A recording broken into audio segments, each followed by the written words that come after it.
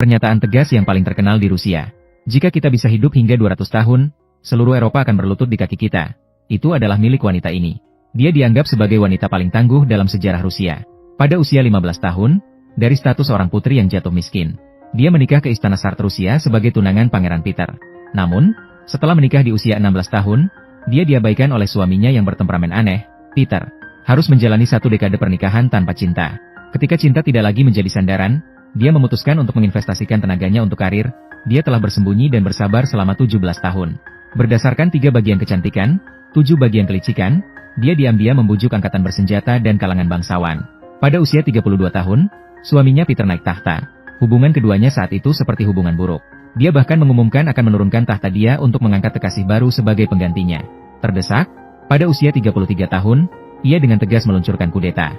Membawa kekasihnya dan pasukan pengawal menyerbu istana, menggulingkan Peter III dan merebut tahta. Dari seorang gadis Jerman yang diperlakukan rendah, ia berhasil menjadi ratu terkuat di Eropa.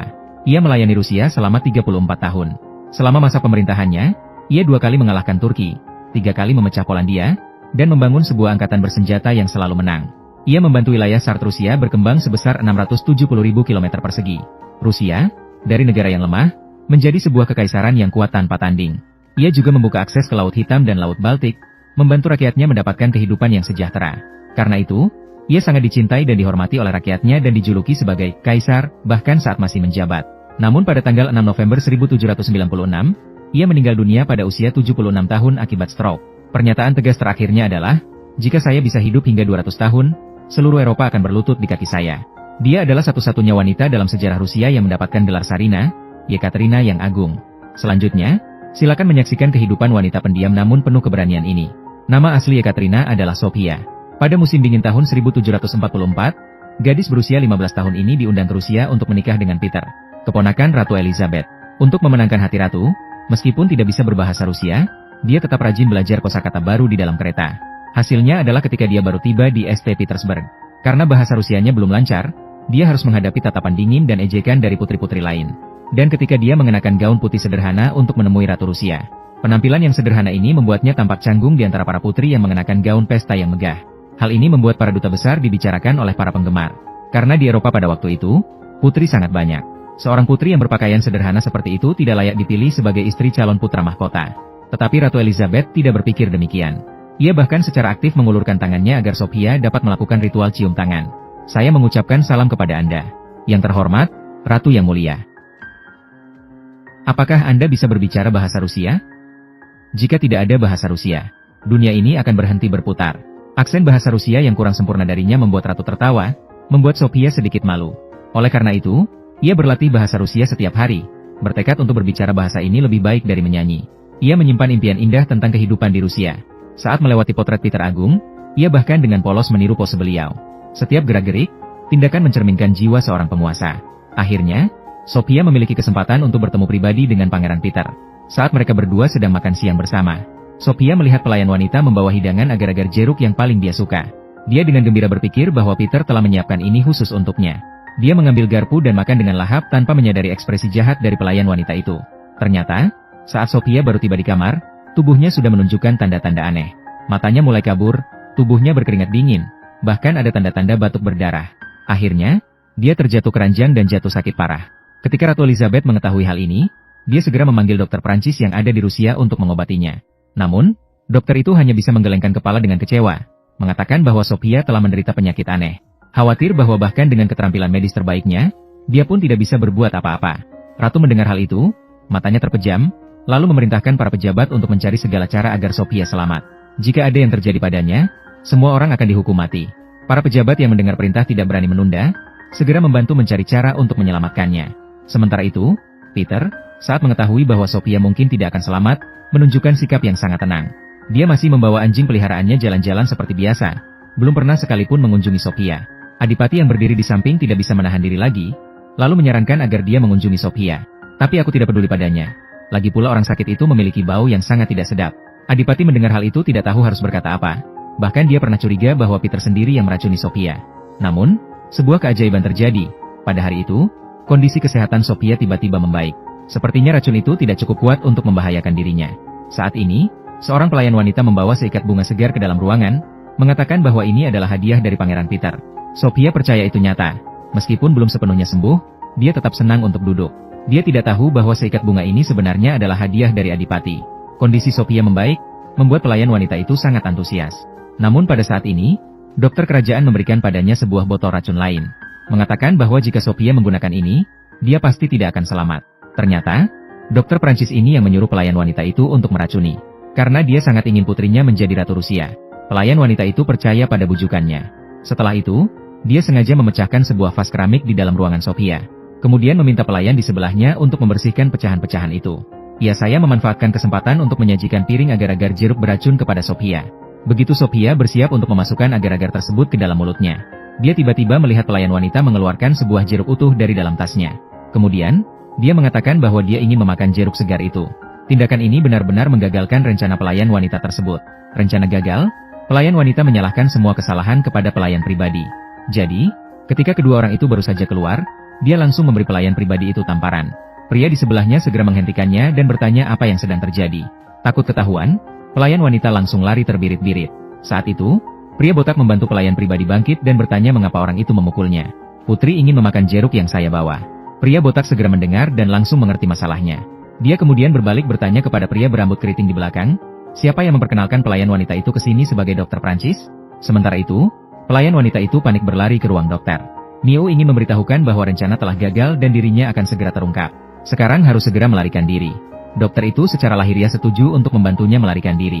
Tetapi sebenarnya dia mengirim seseorang untuk membawanya ke sebuah penginapan, lalu memerintahkan orang itu untuk membunuhnya. Pada saat yang sama, dokter itu juga memanfaatkan kesempatan saat tidak ada orang, dengan cepat menghancurkan bukti. Orang itu tahu cepat atau lambat semuanya akan terbongkar. Tetapi tidak disangka bahwa orang Rusia menyelidiki dengan cepat seperti itu. Bukti belum sepenuhnya dihancurkan ketika orang-orang itu sudah datang. Anda telah ditangkap, kasihan dokter itu. Dengan bukti yang jelas, dokter itu tidak bisa membantah. Apa yang menunggu dia adalah hukuman yang berat. Di sisi Sophia, setelah beberapa waktu beristirahat, kesehatannya juga hampir pulih. Saat ini Peter baru saja datang untuk mengunjunginya dengan santai. Sophia segera berdiri dengan gembira untuk memeluknya begitu melihat Peter datang. Tetapi Peter tidak membiarkannya mendekat. Dia hanya berdiri jauh dan menanyakan beberapa hal secara sepintas. Setelah Sophia sembuh, dia tahu bahwa Peter sangat suka dengan tentara mainan. Untuk mengambil hatinya, dia khusus mencari pengrajin untuk membuat satu set tentara dari perunggu yang sangat rumit. Peter melihatnya dengan mata yang bersinar, terharu hingga tak bisa berkata-kata. Karena sebelumnya tidak ada yang peduli tentang apa yang dia suka, tetapi dia tetap tidak menyukainya. Kamu sangat cantik dan juga sangat perhatian. Jika bukan karena urusan kita, semuanya akan berbeda. Apa maksudmu, Peter? Segala sesuatunya sudah diatur. Ceritanya adalah Ratu Elizabeth tidak pernah menikah seumur hidupnya dan tidak memiliki keturunan. Untuk memperkuat pemerintahan Rusia, dia terpaksa mengangkat cucunya Peter sebagai pangeran, menjadi pewaris tahta. Tetapi Peter adalah orang yang sangat tidak bisa dipercaya. Meskipun dia adalah orang yang akan mewarisi tahta Rusia, dia berani membawa 2 anjing masuk ke kamar ratu. Apa kamu sudah gila? Orang Rusia tidak boleh membawa anjing masuk rumah. Tunggu sampai kamu menjadi kaisar. Apakah kamu bodoh? Siapa yang berbicara seperti itu ketika ratu masih berkuasa? Peter berbicara dan bertindak sangat sembrono. Bagaimana ratu bisa merasa aman menyerahkan tahta kepada orang seperti itu?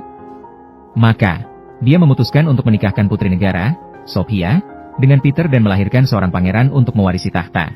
Namun, Peter bersikeras ingin menikahi putri Denmark ketika ratu marah. Dia harus menggunakan kekuasaannya untuk memaksa. Kamu tidak akan pernah memiliki sesuatu yang benar-benar menjadi milikmu sendiri. Siapa yang tidak berhak berbicara seperti itu? Kamu adalah cucu perempuan satu-satunya dari Peter yang agung, yang merupakan pewaris sah tahta Rusia. Bagaimana kamu berani berbicara seperti itu padaku? Setelah itu dia meminta orang untuk menyiapkan kereta, berencana membawa Peter untuk memperluas pandangannya.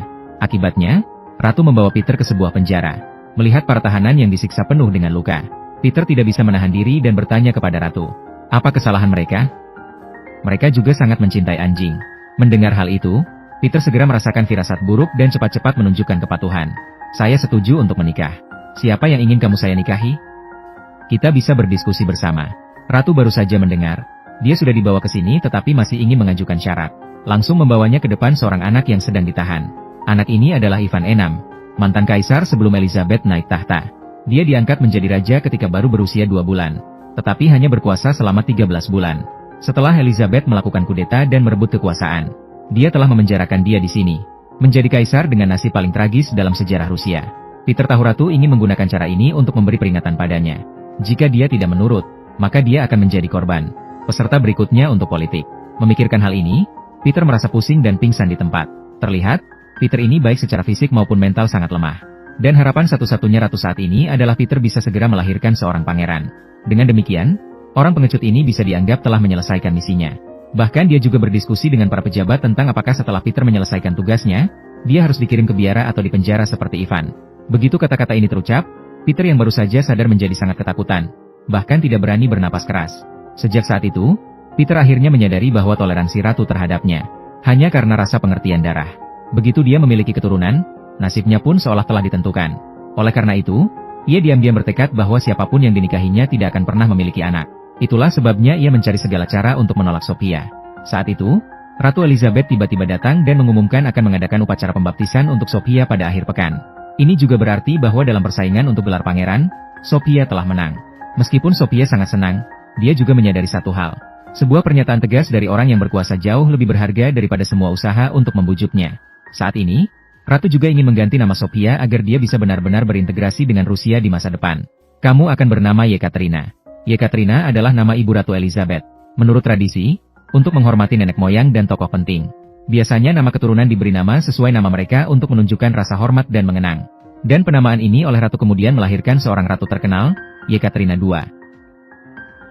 Dari sini, Sophia mengganti namanya menjadi Yekaterina. Setelah menjalani upacara baptis, dia resmi menjadi tunangan Pangeran Peter. Sejak saat itu, dia selalu berusaha mendekati Peter, bahkan berani memberikan ciuman, tetapi tidak disangka ditolak olehnya. Meskipun Sophia berusaha sekuat tenaga, Peter tetap tidak menunjukkan minat terhadapnya. Hingga saat pernikahan pada tahun 1745, Peter masih menunjukkan sikap yang sangat enggan. Adipati yang berdiri di samping juga hanya bisa menundukkan kepala dengan kekecewaan. Malam itu, Sophia sekali lagi dengan berani melepas pakaiannya. Namun, menghadapi istrinya yang bersandar pada dirinya, sikap Peter tetap tegas. Dia dengan tegas mendorongnya menjauh, kemudian berjalan dengan langkah mantap di dalam ruangan. Sophia melihat suaminya yang kejam, lalu tiba-tiba mengambil belati di sampingnya.